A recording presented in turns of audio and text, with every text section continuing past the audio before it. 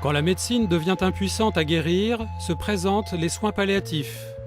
On parle alors d'accompagnement, de laisser mourir tel que la loi Leonetti l'autorise. D'abord, on a pu contrôler ta douleur parce que tu étais un peu en surdosage. Vivian, Pierre, Liliane ou Jean-François sont au crépuscule de leur vie. Mais ils ne seront pas seuls, ils ne souffriront pas et pourront trouver un sens autant qu'il leur reste. Le personnage principal. Donc on va vous chouchouter un petit peu. À l'unité de Houdan, Vivian a intégré une des 6 chambres, là où l'on chouchoute les malades désespérés. L'équipe du professeur Grange fait tout pour que leurs vœux soient exaucés. On a pu faire le point de ta maladie, de l'évolution de ta maladie. Je pense que tu as compris qu'on était en dehors de toute ressource thérapeutique, mais qu'on était là pour t'accompagner le mieux possible et que tu sois le plus confortable possible. Quand on ne peut plus guérir, on a l'impression qu'on le vit comme un échec et on a tendance à en faire trop. Pour se donner bonne conscience, pour je sais pas, on a peur d'abandonner le malade si on arrête des traitements. Mais je pense que là, le malade, il est tout prêt à entendre certaines choses à partir du moment où on prend le temps pour lui expliquer des choses. Les malades y comprennent. Vivian voulait mourir en famille. Il a pu la rejoindre comme un malade sur 5 qui décède à son domicile. Sortir du tout thérapeutique pour constituer une équipe pluridisciplinaire qui touche le moral, le social jusqu'au spirituel.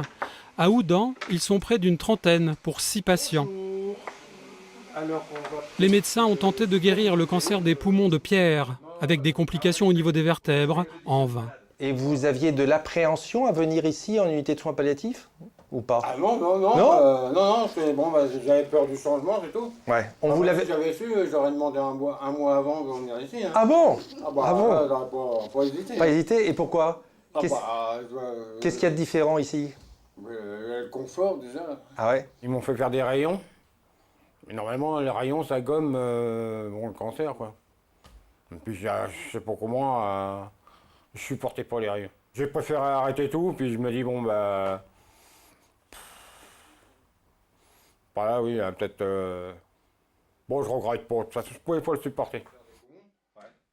Pierre ne pourra pas rentrer chez lui de sitôt. Sa maison vétuste ne possède pas le confort que nécessitent ses soins. La plupart des hôpitaux français comportent une équipe de soins mobiles palliatifs comme ici à Dreux. Michel y est entré il y a 5 ans. Après 2 ans de traitement lourd, chimiothérapie, alimentation par sonde, elle décide de tout arrêter. Aussi parce qu'elle a vu sa sœur jumelle victime de l'acharnement thérapeutique. J'ai vu ma sœur mourir en 2003 d'un cancer du poumon et du foie. Il n'y avait rien à faire pour elle. Elle était à Villejuif. Et de 20h45 à 3h31, il a fallu l'entendre râler. Une souffrance que j'ai jamais oubliée. Quand je pense à elle aujourd'hui, je suis en colère. Pour tout soin, Michel se rend tous les 15 jours voir des infirmiers, soignants et psychologues spécialistes des soins palliatifs à Dreux. Tous ces praticiens sont devenus sa seconde famille. Et vous? Bon. Joie, vous êtes toute belle. Merci. C'est un gage de respect pour le malade. C'est nous entendre.